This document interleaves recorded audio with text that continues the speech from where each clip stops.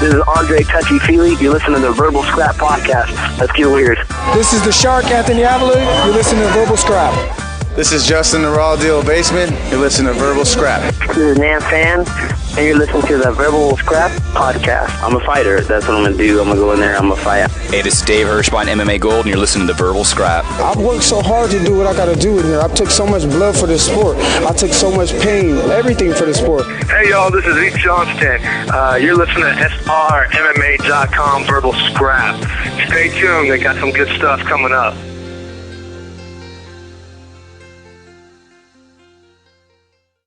JW on the Verbal Scrap Podcast. Got one of my bestest buds in the world, Craig M.F. and Wilson. I just made that middle name up, just so you know. I like it. Sounds good. Craig Wilson in studio. Also, one of the guys that created some of our first logos. If you guys have checked out the Verbal Scrap logo, it's got a little Craig Wilson artwork on it. Tell us a little bit more about your artistic side before we get into some fight business.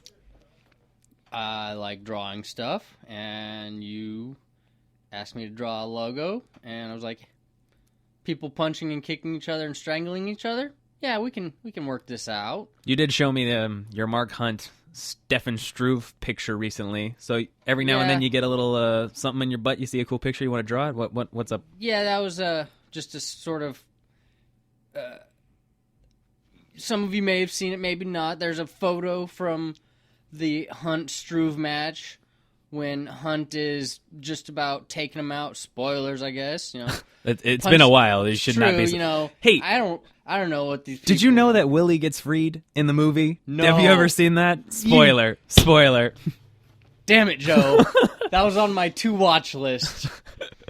But you have like a little artsy blog. Do you still update it from time to time? It's been a while, but it's out there. I'm also on Tumblr, but it's the same pretty much, just except for Blogspot and Tumblr. It is CEEDUBLYEW.blogspot.com. Also, same thing, just .tumblr.com if you want to check that out.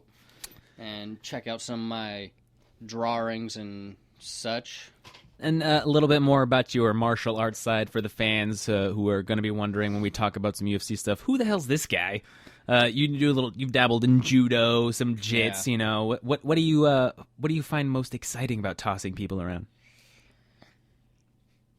I like the control aspect of it. That if somebody's in your space, they're on your terms.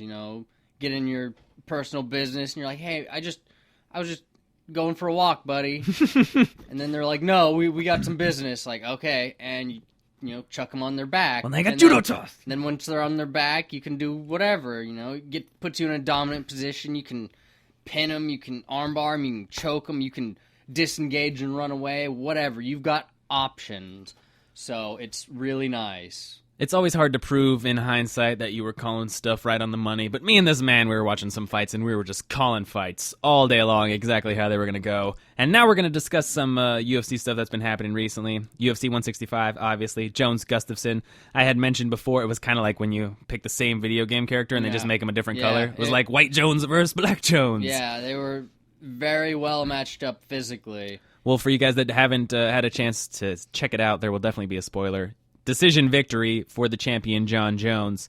Retains his title, but it definitely took a lot of work. They were both busted up. It was a dogfight. It was a scrap. I had a few questions about the fight that I wanted to ask you. What did you first think about when Gustafsson comes out and takes down Jones for the first time in his career? I was very surprised. I had seen Gustafsson working with Phil Davis, so I figured it would be hard, if not impossible, for Jones to get Gustafsson down, but I wasn't anticipating Gustafsson to go for a takedown and succeed first try pretty much, just to make that statement. And he got that second one right. I remember the second one, but I don't think it was officially pretty quick. counted. Yeah, it was sort of a quick takedown, which in my mind, quick takedowns are worth something. But they're not as valuable. Yeah, I consider them sort of like jabs, and jabs can be really hard and heavy. Look back to Koscheck versus GSP2. all jabs all 1,000 night jabs. long. See, it's what you do with it that matters. Exactly. So it was a nice little takedown. It solidified that statement, like, I'm here, and I'm not afraid of your wrestling. That's something else I was going to ask you about.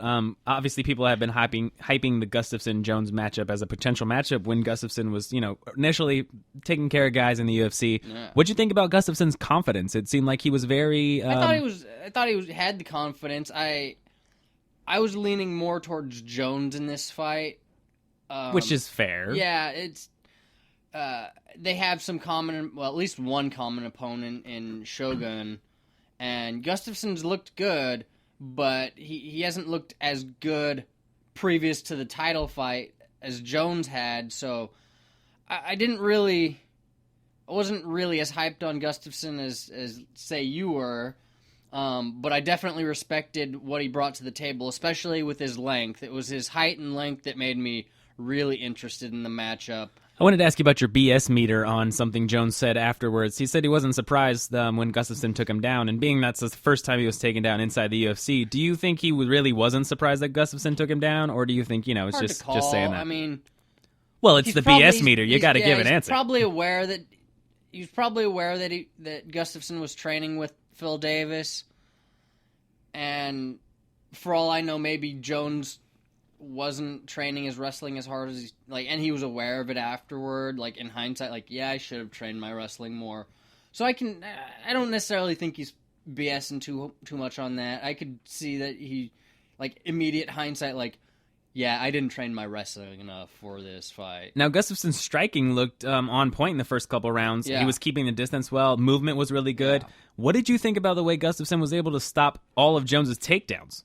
I was impressed, but again, having seen that he was training with Phil Davis, it wasn't too surprising. And once you expect the champ to take him down? Once he got those first two takedowns, it's sort of oh, he's well prepared for this. Had he not gotten those first two takedowns, I might have been ooh, that's impressive of Gustafsson. Yeah, good job. Now, in the third round, it seemed like John Jones, he was kind of switching it up, started getting a little momentum going on his way, landing a few things. I wanted to ask you in the later rounds, it might be a mixture of both, but if you had to pick one over the other, do you think there was more of Jones picking up the pace and landing more often, or more of Gustafsson fatiguing, which allowed Jones to land? I think it was both. I think that Jones having 3 fights where he's gone into the 4th and 5th round, or rather 2 fights where he gets to the 4th round and 1 fight where he goes to decision in championship fight, gave him that confidence and knowledge that he can pick up the pace in rounds 4 and 5, and Gustafsson not having those rounds 4 and 5 experience started to show. And he was putting on a good pace in the first 3 rounds, so it's not too surprising that he was feeling a little winded come 4 and 5. Rapid fire question, rematch, how interested are you? I'm interested, but I don't want it to be immediate. I would think that maybe Jones would focus on the wrestling a little more. But the question is, which do you think is more likely? Do you think that Jones is better prepared for Gustafsson in the future, or do you think we saw the potential of Gustafsson to take this title from him again in the future? Hard questions here on Verbal Scrap. It is a very difficult question. Got to be on the record. What's it going to be? Because we do have some other content to get to. It's true. I'm going to say that Jones has what it takes and closes up the holes in his game. Last UFC 165 thing in the co-main event, Renan Barão looked outstanding against Eddie Winland, got the finish. That spinning kick to the face was nasty stuff. It was disgusting. The question I wanted to ask you is, if it does happen, if Cruz is able to come back, what do you think about a Barão-Cruz matchup to unify that title once more? Also interesting. Cruz is very good at just staying way, way mobile. Well, I think I would lean toward Barão just because Cruz has been out for so long.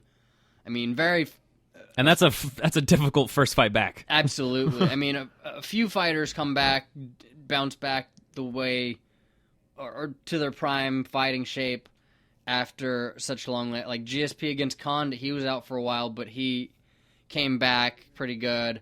And at points he had a little rust, but overall he looked pretty good. Yeah, and against one of the top guys, obviously. And, I mean, with the length that Dominic has been out with injuries, it's cause for concern coming back against Brow's just taking guys out Viciously. and, viciously, way before the 4 and 5 rounds. Yeah, I would lean heavily towards Brow on that. Dominic has I think his style suits up well against Brow with the movement, but just the layoff and the finishing factor. I feel like I'd have to agree with you there. I would lean toward Barao for that. I definitely would lean towards Barao in that matchup. This segment is brought to you by MMA Gold, founded in 2010 by Dave Hirschbein. You can find more information about fight management, fight booking, and more about their MMA Gold gym at MMAGold.com.